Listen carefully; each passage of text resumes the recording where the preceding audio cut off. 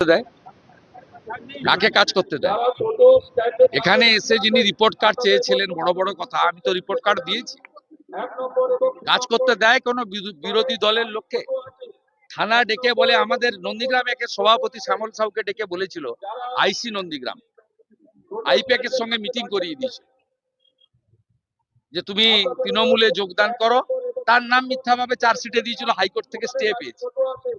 এখনো মমতা মাইতিকে, আমাদের মমতা পাত্রকে, আপনার নন্দীগ্রামের সহসভানেত্রীকে ডেকে ধমকায় পুলিশ।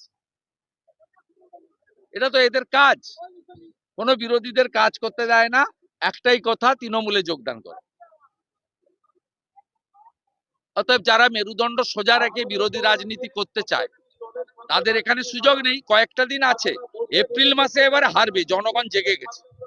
হিন্দু সমাজ আজকে যেভাবে দেখলেন রাস্তায় নেমেছে, আমরা তো গাড়ি দিয়ে লোক আনিনি, এতজন এসছে, এরা প্রসাদ দিতে পারবে কিনাও জানি না, কিন্তু আজকে কিভাবে মানুষ বেরিয়ে এসছে হিন্দুত্বের টানে। হিন্দু হিন্দু বোধ ঐক্যবদ্ধ হয়ে গেছে। এ লড়াই হিন্দুদের বেঁচে থাকার লড়াই। কারা করিয়েছিল বুঝেছেন? তৃণমূল কংগ্রেস করিয়েছিল, পুলিশ করিয়েছিল, এবং রাজ্য সরকার শাসক দলের প্রতিনিধিরা করিয়েছিল। এটা প্রমাণ হয়েছে। শিক্ষক বলছে জীবন কৃষ্ণ যাদের কাছে টাকা পৌঁছে দিয়েছে, তাদেরও সম্পত্তি বাজেয়াপ্ত করা হয়েছে। একা তো জীবন খায়নি, তার নিচেও খেয়েছে, উপরেও খেয়েছে। সকলের সম্পত্তি বাজেয়াপ্ত করে টাকা উদ্ধার করে সরকারি ট্রেজারে জমা দেওয়া হচ্ছে। শঙ্কর ঘোষ